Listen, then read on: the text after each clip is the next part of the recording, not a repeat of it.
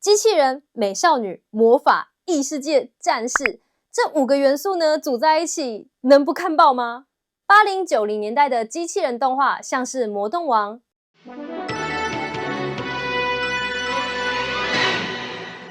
元气小子、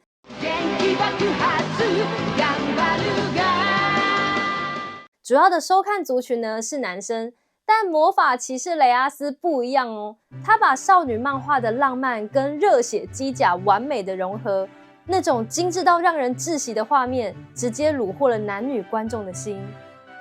那说到 Clamp 呢，就更不得了了，他们是日本顶尖的全女性漫画团队，从1989年正式出道开始，就以那种华丽到爆炸的风格横扫动漫界。最酷的是，他们不像传统漫画家那样单打独斗哦，而是采取了一种超前卫的团体分工模式。有人专门想剧本，有人负责人物造型，还有人负责处理精细到不行的背景跟线稿。这种模式呢，不只让他们的产能跟品质高得吓人，更能让他们同时驾驭多部风格迥异的作品。这对当时的漫画界来说，完全颠覆了大家对漫画创作的想象，简直是走出了一条完全不同的路。像是经典的圣传、东京巴比伦、库洛魔法使，到后来的 Holic、苏巴萨伊，都是神作，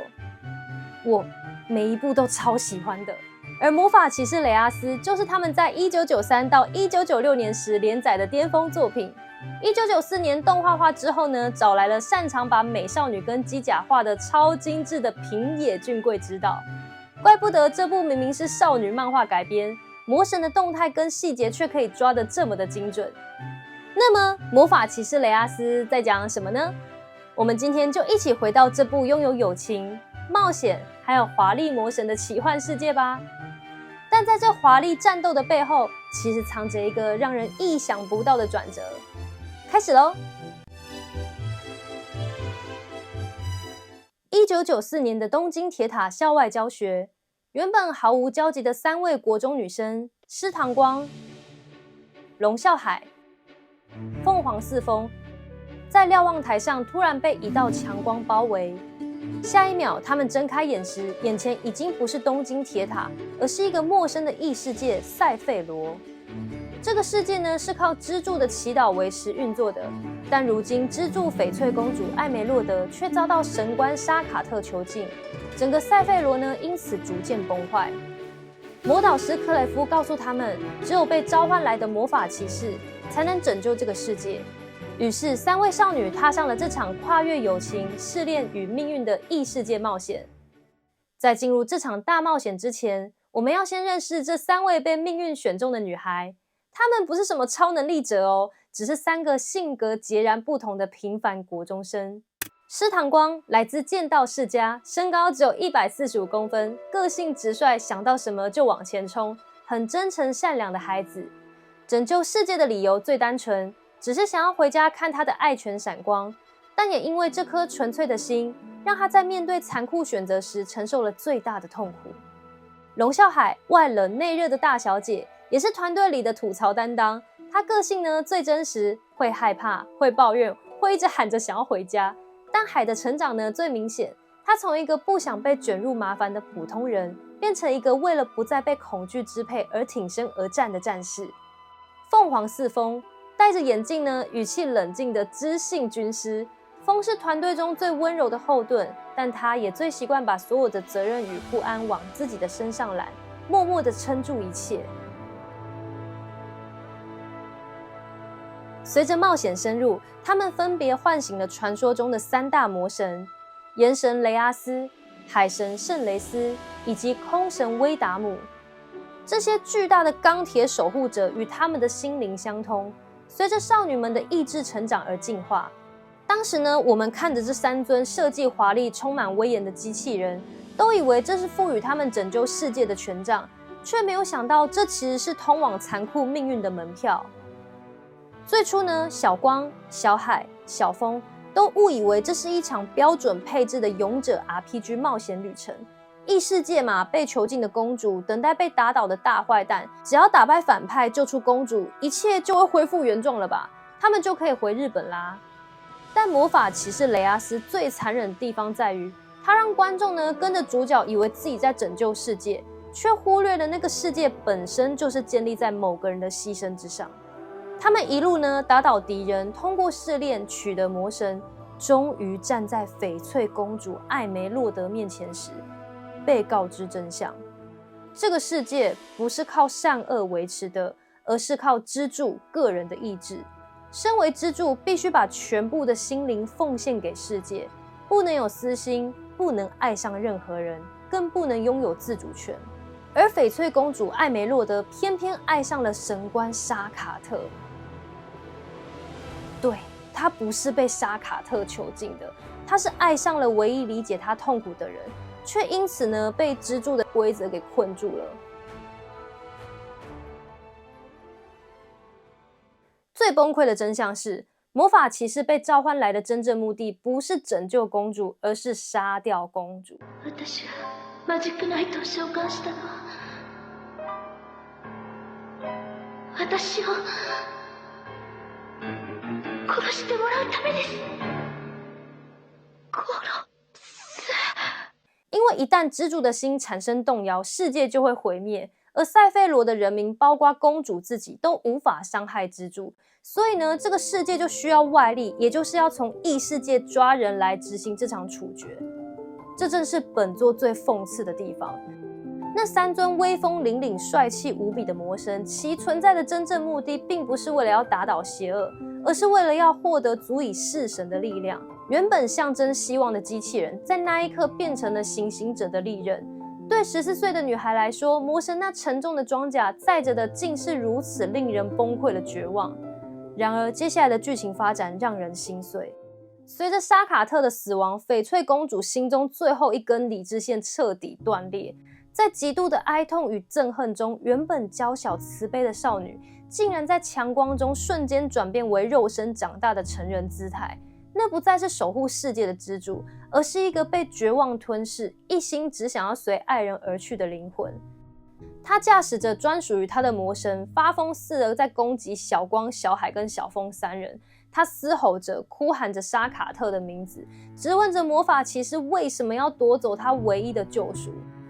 这不是一场救赎的战争，而是一场残酷的处决。三位少女呢，必须要一边流着眼泪，一边对抗他们发誓要守护的对象。那一刻，战斗不再是为了荣耀，而是为了要结束这场永无止境的痛苦。最后挥下的那一剑，没有凯旋的欢呼，没有热血的配乐，只有3个人抱在一起，在崩毁的世界中绝望的痛哭。这场悲剧带给少女们的是不能再复原的心灵创伤，尤其是在团队中总是冷静思考的凤凰四风，在回到东京后的日子里，他曾有一段非常令人心碎的内心独白。他说：まるでテレビゲームのような世界でしたのに、現実だったんですね。ゲームのようにはっきりと正義と悪とに分かれていない辛い戦い。それぞれ自分自身の願いのために戦って、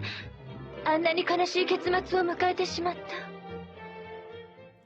我觉得这就是魔法骑士雷阿斯最温柔也最残酷的地方。他让我们透过这些14岁的少女们去了解，所谓的正义并非绝对。当立场不同的时候，拯救世界的勇者在别人的眼中，可能就是毁灭幸福的刽子手。这种呢，对勇者与反派身份翻转的反思，让这部作品在30年后的今天看来，依然有着极其深刻的哲学思考。这也是为什么第2部的故事呢，不再只是单纯的冒险，而是一场关于罪恶感与赎罪的漫长旅程。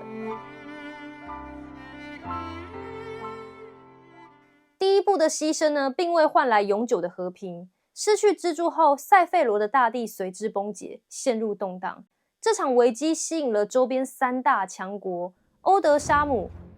法莲、吉雷达的入侵。对这些入侵者来说，支柱是能左右世界的权力符号，但在小光他们的眼里，那却是亲手毁掉幸福后留下的血泪教训。这让故事从单纯的冒险转向了对战争、责任与罪恶感的深刻探讨。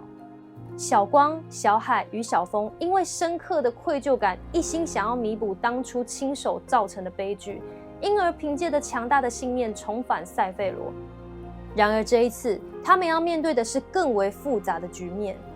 被杀害的神官沙卡特的亲弟弟兰蒂斯，他的出现呢，让小光必须正面迎接杀死公主与沙卡特的罪恶感。而指挥官伊格鲁，他是来自欧德沙姆的指挥官，打算在生命的终点呢成为支柱，以孤独的沉睡换取人命的安全。他与小光对立，质疑究竟是谁该维持现状的牺牲，还是彻底的翻转世界的规则。在漫画版的结局中，小光最终被选为新的支柱，但他没有选择走上前人的老路，他许下了一个最勇敢的愿望，让塞费罗不再需要支柱。他废除了这个畸形的体制，让每个人都能为自己热爱的土地祈祷，让国家的未来由所有人共同承担。他彻底否定了那种必须牺牲少数人来成全大多数人的那种理所当然。真正的和平不该是建立在任何一个人的痛苦之上。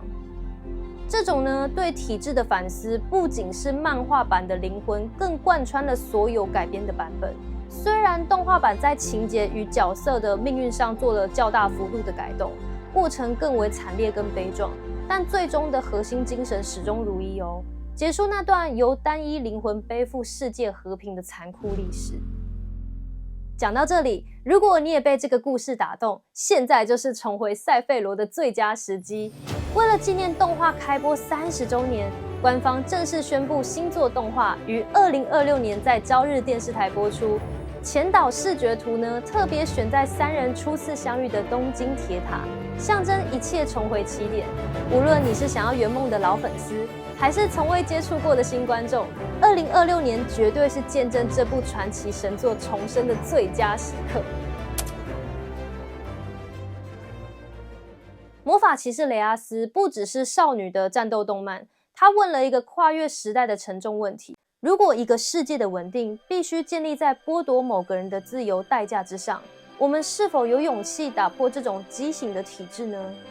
换作是你，发现所谓的和平竟然是由某人的痛苦所换来的，你会选择顺从命运的轮回，还是会像小光一样赌上一切去开创一个不再需要支柱，由每个人共同承担未来的新世界？